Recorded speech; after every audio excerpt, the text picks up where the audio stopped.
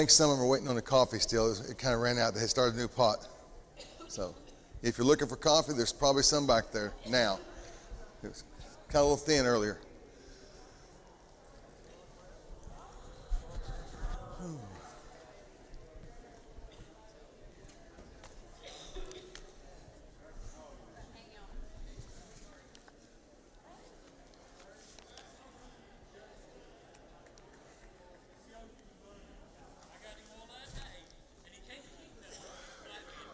Okay, we talked a little bit last week. We finished up chapter 4. We're going to try and finish up chapter 5 and 6 if we get through today.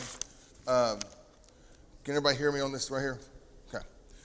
So we talked a little bit about 5 and 6, but I want to go back. We talked earlier in the chapter of 1 Timothy about why people were handed over to. There were some guys who were spreading false teachings. And Paul did it, and we said, what was the purpose of him doing that? Basically, this fellowship, what was the purpose of that? And it was out of love, really, because he wanted to save them by turning them over to saying, hey, this is not right, you're not doing that right. And we said the purpose of that whole thing was to save their souls. Well, when we had that conversation, there was a man here at that class. And whenever class was over, he came up to me because I talked about as elders, that's one of the things we have to do. When there's a problem within the body and we have to go to that person, we go to that person and we try to change the way they're living, what they're doing, the process that they're in, that they find themselves in. We try to help with that. And then there's a process you go through. And what we were talking about in class, when it was over, this man said, I just want you to know I was that man. So, and I said, so tell me what you're talking about. So he started talking and he said, and I want you can share that with the class. And I said, well, I won't use your name. He goes, I don't care, use my name. Because I'm only here because the elders came to see me. And they saved my soul because they were here. And they came and cared enough to bring me back. And he goes, that's why I'm here. That was my former Bible class teacher that was sitting here in his wheelchair, Johnny Copeland, that was sitting right here that day. And when he told me that, I said, I will share that. So I know Johnny's probably watching our class today. So Johnny, I shared your story. I hope that you're doing well. He's got some health issues he's dealing with, as well as Mr. Walking Stick, as they heard up there on the prayers. And I think his procedures were today, his stuff going on. So keep him in prayer and those others that we talked about. And I don't know if you knew whenever they said about Carla, Dana's helping take care of her. Dana's her cousin, sits over here, and that's her cousin. She's also a nurse. Carla they have big dogs at the house, so she can't go home where the dogs are, so she's having to go somewhere with her cousin to be taken care of and treated. And it kind of fits in with what we're doing right here, talking in chapter 5 about how we treat people. And I just thought it was interesting. But I want to share that with you because Johnny had said, share that with them. Because that's an example of someone who actually went through that process of having people come to him out of concern. And a lot of people, we don't want to be told we're doing something wrong. We don't like that. We like it when someone says, hey, you're doing this really good or that. But we don't like that constructive criticism sometimes, As a coach, I give it a lot. And it's one of those things that a lot of times I tell them, just like I told my son, my oldest son, we went and played at OU. I said, you're going to be hearing a lot of words you didn't hear at Fort Gibson High School when they have you at practice and they tell you to do something differently. It's not going to be how the coaches up here say it. So I said, whatever they tell you, look them in the eye. I don't care if tears are coming or not, whatever they tell you, you just let it go in here, up here, and out here. And when you walk away, you ask yourself two things. What does he want me to do different or better?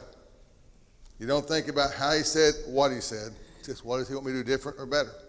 I said, if you let it go in here and down here, it won't make it out there. It'll stay. And you won't be the person or the player that they want you to be. So we all have constructive criticism in our life and stuff, but Chapter 5 talks out, we just kind of touched lightly over this last week about how do we treat our older men. And we got to remember where we're at. Timothy's preaching here to the church at Ephesus. Timothy's young. He talks about him here later about his youth. So therefore, when you have older men who have done things a certain way or knowledge, sometimes it's intimidating as a young man to speak to older men. Okay, we've all been around and listened to older men talk when we were little, and they have experience. They've done things we haven't done. So sometimes we feel out of place trying to talk to them about something that they've experienced personally or been around and seen, and we haven't experienced that life experience yet. So, but as a young man, it talks about how we to do it. He's not just talking about like if I was Timothy, the young guy talking to you. He's talking about all of us. How do we all treat older men? Not just how I would treat older men. It's all of us. And that is as a father. So we treat them as a father. We treat younger men as a brother. Treat older women as a mother. And treat younger women as sisters. So I want to go on over to the next deal here. We talked about widows, honoring widows. Who are widows? And it says widows indeed. So over in verse 3 of chapter 5, it says, honor widows who are widows indeed. Now think about that. He could have just left it, honor widows, and the rest of it left it. But sometimes life is unpredictable. Someone's a widow at maybe 25. Someone's a widow early on. So he defines what widows indeed are. Okay? And if you look starting in verse 4, it talks some about widows in general. And so one of the things they're trying to do here is, you got to remember the time period. Everybody doesn't have an 8-to-5 job. They're not making $100,000 a year. People are trying to survive. And an extra mouth to feed can be a burden on families. So, and definitely on the church. If the church is trying to help people benevolently, that money's got to come from somewhere. Okay? So what they're trying to do, long run, is find out who really has nobody to take care of them. Does that widow who lost her husband, does she have a son over here with his family that can take care of her? Does that widow have somebody that's in her family that can take care of her so that's not a burden on the church? And it specifically says that. So one, it says she's lost her husband. She has no surviving family to support her, so she totally has nobody. Okay? Relies entirely on God and her community for survival. Fixes her hope on God. Continues in supplications and prayers night and day. So if you look through here, like verse 5, it says, now she who is a widow indeed and who has been left alone has fixed her hope on God and continues in entreaties and prayers night and day. Now, then it's going to talk about those that are widows, that are not widows indeed. So, and he's going to get to a part where he puts an age number on it. So look in verse 6. It says, but she who gives herself to wanton pleasure is dead even while she lives. Prescribe these things as well, so that they may be above reproach. Now he's talking to Timothy.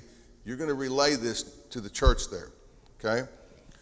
But if anyone does not provide for his own, and especially for those of his household, he has denied the faith and is worse than an unbeliever. What's he talking about there? Is that not kind of an example of Dana? You know, she's she's a cousin or whatever. She's not like in the house, but Dana's helping somebody that's in her family with Carla's situation at home. Is that any different than if one of your children are sick, and even though they're out of the house, they need to come back and you take care of them for a while? That's our own blood. That's our blood. We do that. And then let's expand that out a little bit. Let's say it's not blood kin, but it's in the family. Have we not taken people in within our church family, or at least provided for them as if they were our blood kin? I mean, that's what we do, right? So it's not the fact that we only look at just blood kin, but this is what determined a widow indeed. She had nobody out there blood kin to take care of her. So what it becomes is the family that meets there takes care of her, the family of God. And we still do that today. There are people in our services and in our communities have nobody there. Nobody they can reach out to. And we help from time to time in whatever ways we can do that. Our church helps a lot. We reach out outside these walls. Have we helped hurricane victims before? Have we helped orphans that we'll never meet? Victims in Honduras from the last hurricane that we'll never meet? Probably won't ever meet those people. But they're members of the church. We're trying to help them. They're part of Christ's body. Even though they don't sit here in the pews with us, they're part of Christ's body. So this is a lady right here that you can tell her focus is on God. Okay? Now, qualifications to be on the list to take care of.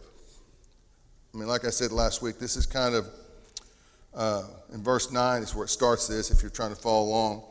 A widow is to be put on the list only if she is not less than 60, having been the wife of one man.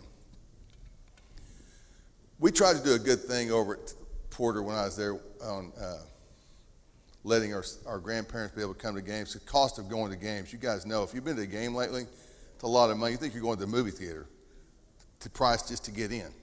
We're still pretty cheap up here. $5, I think, is what it was. Well, there's some places it's $8 to get into a 6th and 7th grade basketball game that has 5-minute clock, running quarters. So you're not even there an hour for watching game time, actually. And you're paying $8 to get in, not even counting concessions. Okay? So what we tried to do over there was we said, hey, we're going to make it where and the prices weren't that high yet, but we said we're going to make it where our grandparents can come, these kids can come, because you're in a tough community. There's a lot of poor people in that area that want to come see their kids play. Same here. So we said, hey, veterans and grandparents, veterans and people over 60. That sounded like a good thing, right? Until someone comes up and goes, oh, you're okay, you're free. Well, I'm not 60. You're right. I'm sorry. I mean, we had people that were like, well, I'm not 60. But we were trying to be nice, and our gate, the people running the gate were just trying to be nice. The person looked older than what they thought, and they said, you're free. It didn't work well. So what we started saying, had a sign there, if you're over 60, let us know, or something like that, you know. So,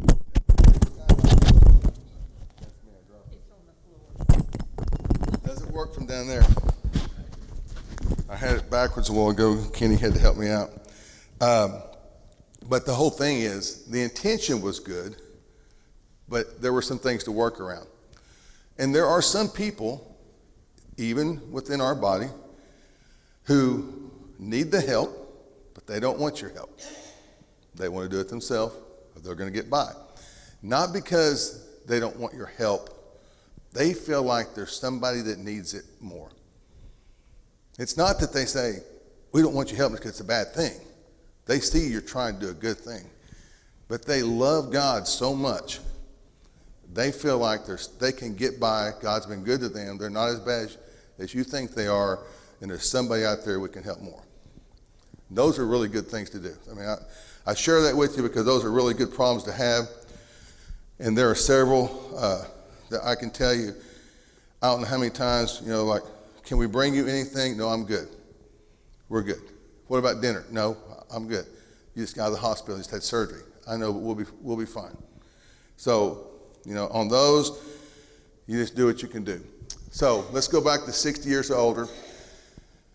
I don't know because I wasn't there, and I don't have any idea how they did birthdays back then and celebrated years and things on that part. How would you know someone's not 59 or not 60? You go through the church and say, okay, what are you, what are you, what are you?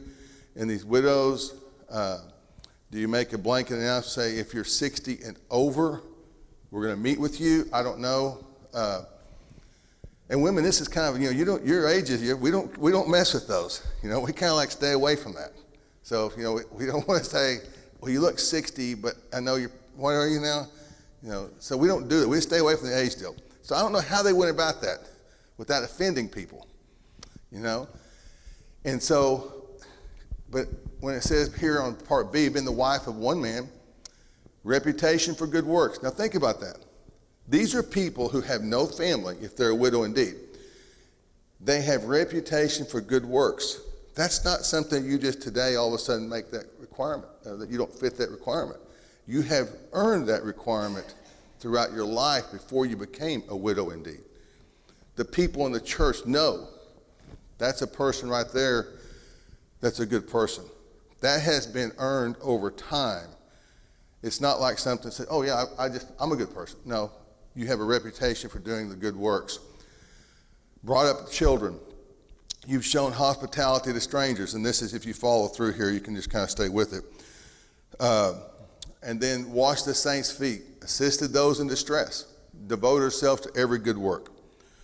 So that is someone who, if you look down here in, I think verse 10 gets to most all those right there we talked about, and finishes up with devoted herself to every good work. But refuse, it says next, to put younger women on the list. Don't put younger women on the list. Is that because younger women aren't equal to older women? Is there a discrimination thing on they're just young and these are older people? I've known some women that are well over 60 that can take care of themselves and do a lot of things, and they don't need people looking after them. Then I know some under 60, they need someone to kind of take them by the hand sometimes. But look here, it says under 60. Those people, well, for whatever reason, he did not want them to learn to be idle because people are taking care of them. If you notice the first group, it said what? They were dependent on God. Okay? He doesn't want the younger women to be idle, to go house to house, be busybodies, be gossips, because there's nothing for them to do. Because why? They're being taken care of. Remember we said this is not like 8 to 5 jobs. This is pretty much everything's probably manual labor back then trying to survive.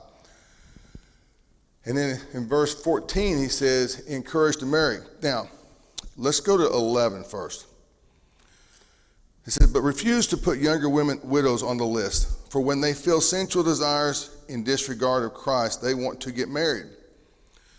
So, 12, this incurring condemnation because they have set aside their previous pledge.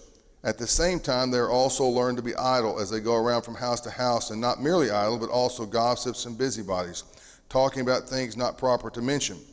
Therefore, I want younger widows to get married. Bear children, keep house, and give the enemy no occasion for reproach. So, on that part, what do you think he's talking about when he says, don't give the enemy a chance to have reproach? The enemy being who? Satan, obviously. Okay? So you have these younger women, and what we said was, they're not all 59. They're not all in their 50s. Some are probably maybe in their 30s, 20s, who knows? But they're there. So he understands.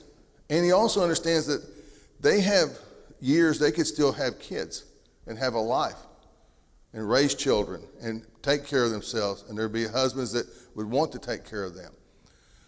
It's interesting is where 60 came from. I mean, just the number 60, blanket number 60. Chris, thoughts on that? Why 60 would be a number? Why not 50? I mean, I'm thinking if it's childbearing, you're probably not after 50 going to have children probably.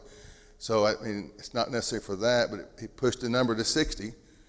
So it's interesting that it was 60 and not just another number randomly out of that. Thoughts, anybody? But anyway, if any woman is a believer and has dependent widows, she must assist them to keep the church from being burdened.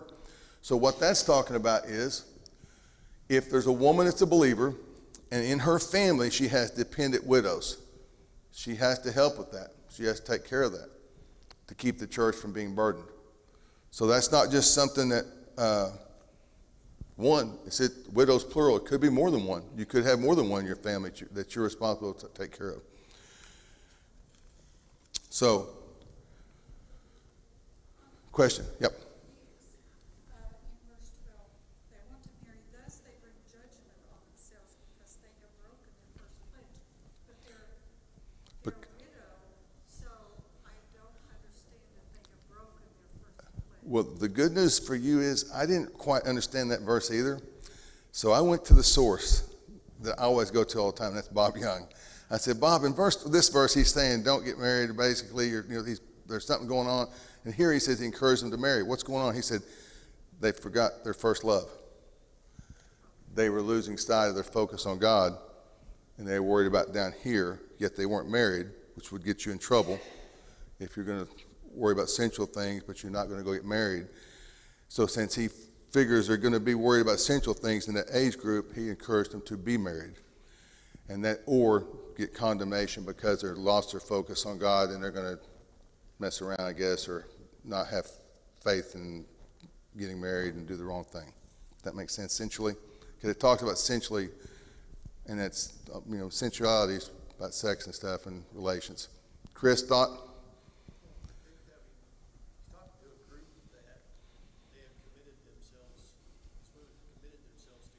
Right. And that's why I put that list up there first, to show you that there was dependence was on God, where these others, and it's not that their fault. I mean, look back in our lifetimes, not where you're at now in your faith, but where were you at in your 20s and 30s? And let's say at that point you became single or whatever because your mate died.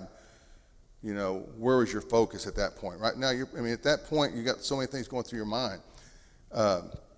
But these people here are people that are focused on God, and therefore and not that the young ones can't be. It's not about that. But he's just saying it's better to marry than to get lost in sensuality. Okay? If they married a man out of the church, he can draw them away from Christ. Totally. Now, he's not talking about bad choices, because I think bad choices are not in here. But if you make bad choices, you're exactly right. Either way it goes. But I will say this. There are examples, even within this own building, of Christian women who have come without their partner, and vice versa. But I just know on a personal level, men's side, Christian women who've come without their husband for many, many years. And something happened to that woman. She passed, and the guy that she wanted to bring finally came and became a member. And if I said it, you would know who he is. But everybody loved him. He had an incredible impact on this body here in ways that none of you will always know everything of. But there was never a need that he wasn't wanting to be a part of, that he could help with. But I'm saying that's a great example of someone who wasn't along for the ride, but saw the example set by that wife and the importance of her focus, and eventually down the road became that Christian, and that she would have wanted him to be with her, but would be glad that he is when he made that decision anyway. So, yes, someone could drive them away from that. And I think obviously we're not talking about did he ask him to marry a Christian. I think that's kind of assumed that would happen, but he just mainly wanted to be married, period, as opposed to being out of marriage and doing things physically that would get you in trouble. And this, like verse 12 says, this incurring condemnation. Any more thoughts on that? Okay. Let's look at 16. If anyone, okay, no, I just talked about that. All right, concerning elders. We talked about this a little bit back earlier when we talked about no partiality. And that is, he said, regarding elders, if they rule well, if they serve well, they're worthy of double honor being pay, rewards, whatever that would be, I think. Talking about those that preach and teach especially. And then there's accusations versus elders. Like I said from day one, we are not perfect people because we're elders. We're no different than you where you're at. We serve the same God. We're cleansed by the same death on the cross. And we try to walk in the same steps that you try to walk in. It doesn't make us a perfect person every day. We make bad decisions and choices.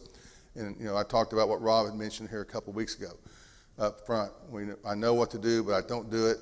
And I fight myself with that stuff. We all go through stuff. But it says if you're going to have an accusation against an elder, you must have 2 or 3 witnesses. And then if it continues in sin, you're going to rebuke them in the presence of all. And it says, so the rest will be fearful of sinning. You would think maybe it's an elder, so we're going to brush it off the side, but that's not what he says to do. He specifically says in verse 24 or 21 at the end of it, do nothing in a spirit of partiality. In other words, don't show favoritism, don't show partiality to that. Sin is sin and error is error, and on that part. So he says in part C up there, it says maintain these principles without bias, show no partiality.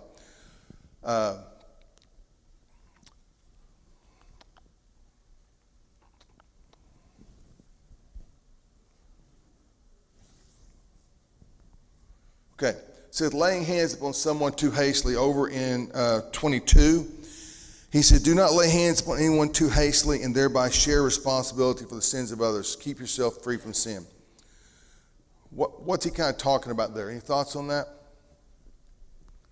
You remember when we were talking about elders and deacons and stuff earlier, we talked about deacons must first be what before they hold that office? What should they be? Tested. So instead of saying, hey, there's a guy right there that fits everything, he's got a wife and kids and they're here, let's make him a deacon or whatever, which you don't know, you're too hasty in that decision. You put pressure on him.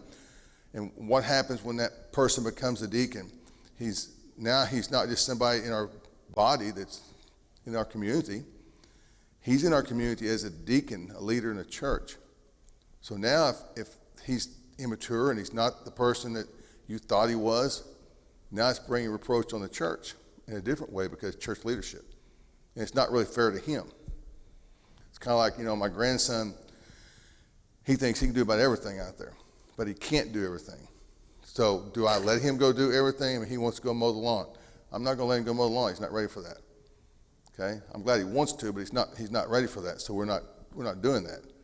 Okay? So we have to be careful because if not, basically, if we put people in places that they're not ready for, is it their fault or our fault as leaders? Any thoughts on that?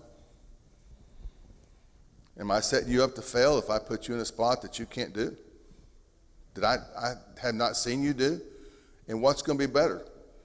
You learning to do it or you failing to do it and not wanting to do it again? Maybe not recovering from that. So for us, that's one of the things there that I think is important. It said these men must be first, I think it's chapter 3, verse 10. But then a side note that 1 Timothy, he gives him instruction for his physical health. He talks about in 23, no longer drink water exclusively, but use a little wine for the sake of your stomach and your frequent ailments. I don't know what was going on with his stomach and all that. I do not know. But I know that time periods were different back then with what their availability was to drink and their sources and stuff on that. But he did give him instruction for his physical health. And we talked about last week a little bit about physical health, bodily health is only good for here. Spiritual health is good for this life and the present life. So that's where you want your spiritual knowledge to come from and spiritual fitness. Also, it says relate to electing men as leaders. Men who are not fit for the position can't be good leaders, so select carefully. If you came to me and asked me to be the deacon of transportation, I can drive a bus, but I have no idea how to fix the bus. You would be wasting your time. You ask me to go mow the lawn, I can mow the lawn. If you ask me to go be buildings and grounds, like fix things, I can spray the wasp nest up in the corner, and that's about it, okay? I'm not a fixer.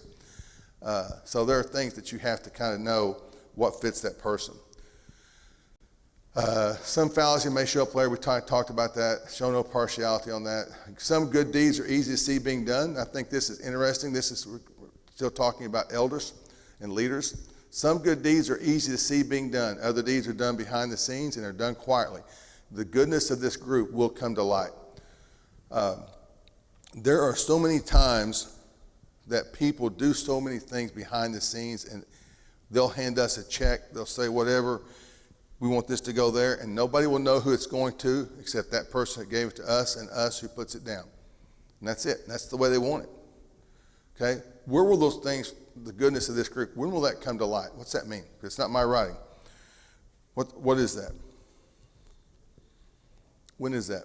Well, everybody sees people doing good things out there. That's kind of easy to see, but the behind the scenes, they're done quietly. Where does that come to light? Is that storing up their treasures in heaven?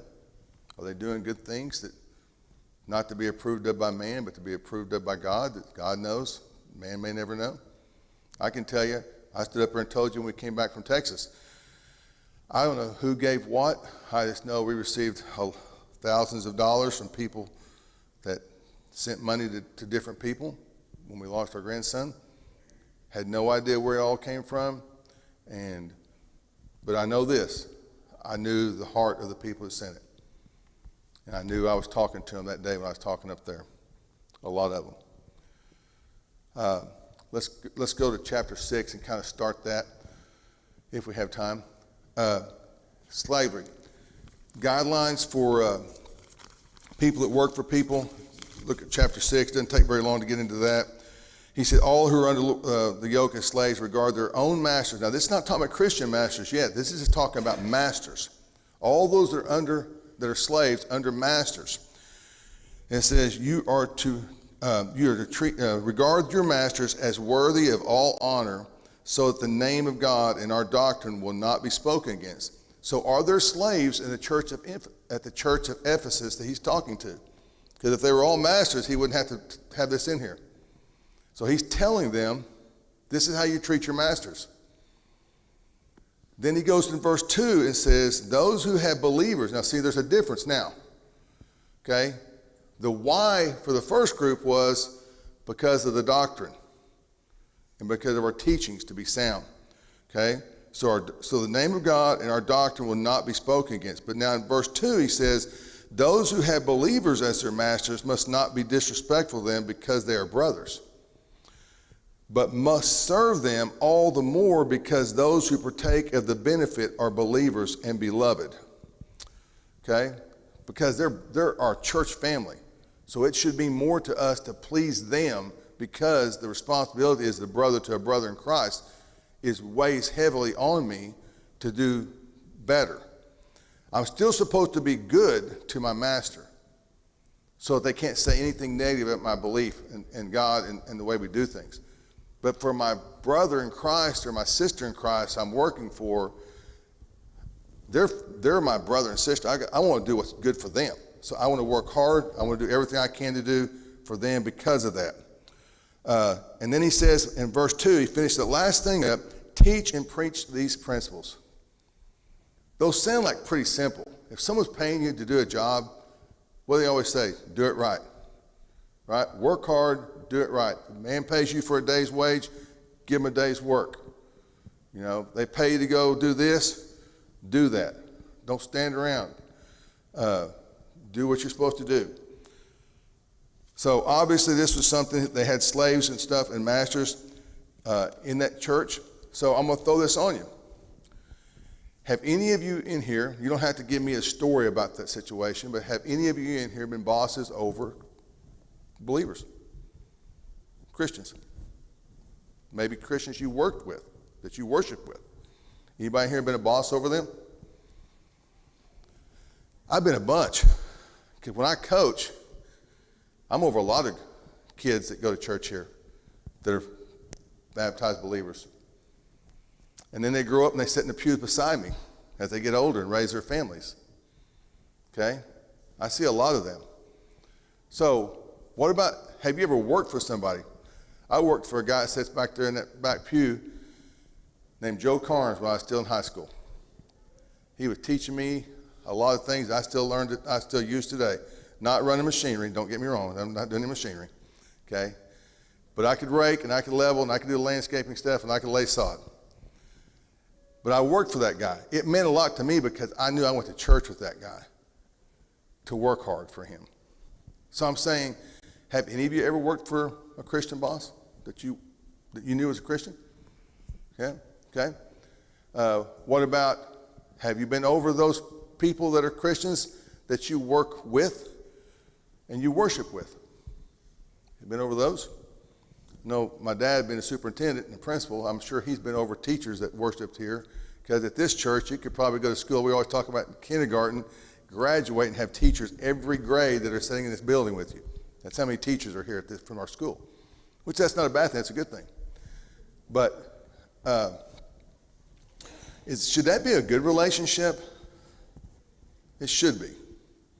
Is it always? No. I'm gonna give it to you like this. As a principal, who do I mostly get to deal with? The bad kids, right? Well, that's just a little bit. You deal with all kids. Here's what I found out in my short time as a principal. The teachers are the ones you have to deal with, because they think those things only apply to kids. And I was at a coach's clinic this last week, and I was sitting beside this coach, and I'm like, the woman says, one of my former players, she's my assistant coach, and she said, I can't believe how rude these people are. I said, the two most rude people that you're ever going to speak in front of are coaches and teachers.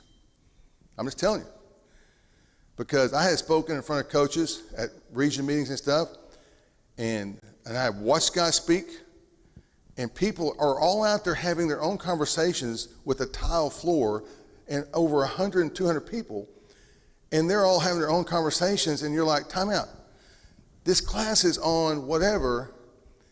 Some of these people want to hear, and they can't hear it, and you guys are all back there talking. I don't do it that way. I just say, hey, time out a second, guys. Whoa. I said, listen, if any of you that coach would stand up here and let your players talk just like you are, how many of you would run them as soon as you got through? They all get quiet because they know they would. They wouldn't tolerate that. And teachers, we have a tardy bell, right? For students. So as a principal, most principals say, hey, you got to be there a certain amount of time before school starts, right? Why? They don't care if you're there standing by the door. They want you by the door so nothing bad happens with those kids that are going to be there, right? It's not the fact, you got to stand right here like a tin soldier. No, just be where you're supposed to be for supervision. Because we don't have supervision, bad things happen. And then guess who gets to deal with that? The principal. Okay? And it's going to come back to you, but it's going to be an extra thing I don't need to deal with. I've got plenty. Just do the simple thing. Be on time where you're supposed to be and do your thing.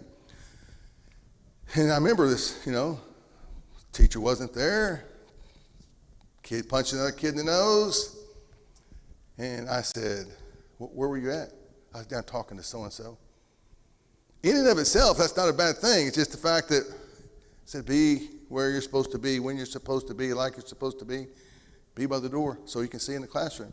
If you got something you need to tell Larry or Dad, then tell them at lunch or tell them when the bell ends and those people leave in class, and when that last one leaves, just tell the others that don't go in the room, stay right there. So I can see them in the hallway, and then tell them what you need to tell them. But that's an example of what I'm talking about. So sometimes being a boss of a brother or sister, sometimes it gets taken advantage of because they're a brother or sister. We don't want to ruffle feathers. I don't want to hurt their feelings because they might not come to church Sunday. But at the same time, guess what? I have a boss too. My bosses want me to do my job, and I need them to do their job so I can do my job because that guy's on me. I mean, they want me to do my thing, right? So I think that's it. So, and then, of course, with that, nobody likes that, what we started off with, that criticism, right? But you got to have some of that sometimes to get back on track. Okay, talk about discipline a child and the way they should go, and they won't depart from it. Discipline in the workplace is huge. Discipline, self-discipline is huge. And we're going to talk about some of that going forward. Is that the last bell right there? That's it? Okay. All right. We'll pick up there in chapter 6 when we come back. Yeah, question right there?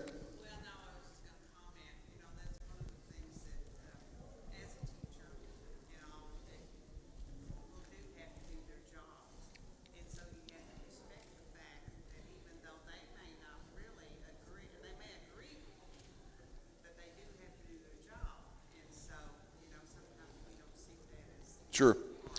And I'll give you one real quick. You know what bell work is at school? I'm sure your kids, if you go to Fort Gibson, you know what it is. They walk in the room. This is a disciplinary thing, okay, to kind of keep discipline in class. So you walk in, we're not just all huddled up, we're talking, and Ray and I were talking about, what we're going to do this evening when we get out of school. No. You walk in the classroom, it says bell work. on the board. They have one or two things that you got to do. So when you come in, you're getting quiet, you're going to work. You're doing, quote, bell work. Even though the second bell hadn't rung.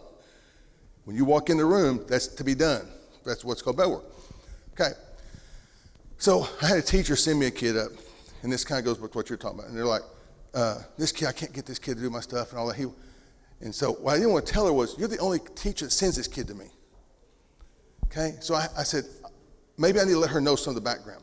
I said, man, this kid, the most important thing in his day is not your bell work. Okay? He's just here because he needs something to eat today and a backpack to take home tonight. So understand, he's coming from a different area. He didn't have the resources at home that most of these kids have. Let's work with him. If he's not doing your bell work, don't just send him to me. Okay? Write down what it is, and you hand me the stuff, and I'll bring it to my office, and we'll get it done that way. You won't have to keep sending, but I just want you to know the background here. He has some issues that you don't know about, and I can't make you know about because it's confidentiality. But I will take him with me to get your stuff done.